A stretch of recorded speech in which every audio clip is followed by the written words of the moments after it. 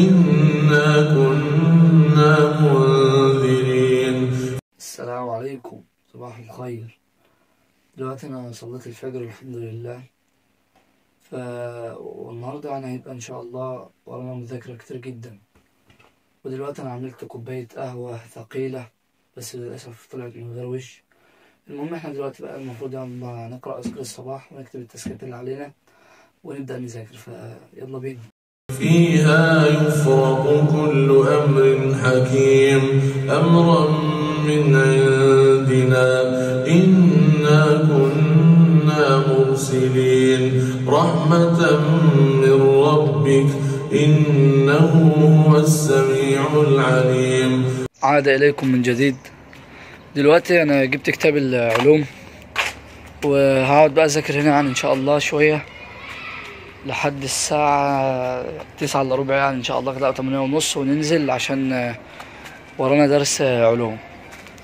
فيلا بينا بقى نبدأ نذاكر العلوم يعني ونكمل إن شاء الله مذاكرة.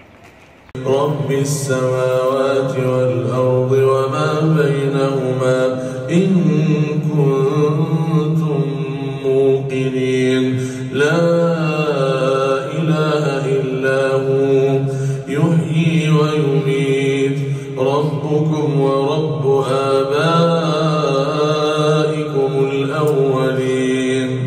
عاد إليكم من جديد للمرة الثانية. دلوقتي يا جماعة أنا خلصت في العلوم الوحدة الأولى والثانية والثالثة، وهبدأ الرابعة اللي هي الأخيرة يعني إن شاء الله. والوحدة الثالثة يعني بالمناسبة أنا اللي هي وحدة الكون والنظام الشمسي اللي هو درس واحد يعني.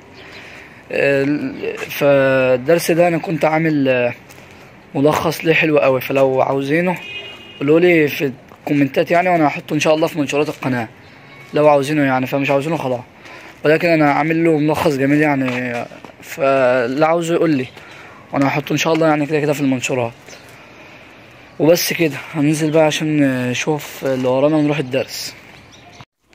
ودلوقتي يا جماعة احنا طالعين الدرس. اليكم من جديد.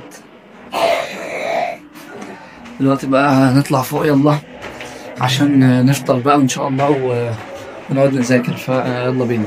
عاد اليكم من جديد للمرة الألف. انا دلوقتي لما طلعت على طول يعني دخلت ذاكرت الحمد لله وصليت الظهر، ولسه حالا صليت الظهر وجيت ذاكرت شوية يعني برضه، فراحت عليا نومة. وانا دلوقتي ببص لقيت الساعة دلوقتي يعني 4:30، فدلوقتي ان شاء الله اخش بقى اصلي العصر واشوف بقية يومي بقى. بس كده، لو مهتم بالمحتوى بتاعنا بقى متنساش تشترك في القناة وتفعل زر الجرس. بس كده، يلا سلام.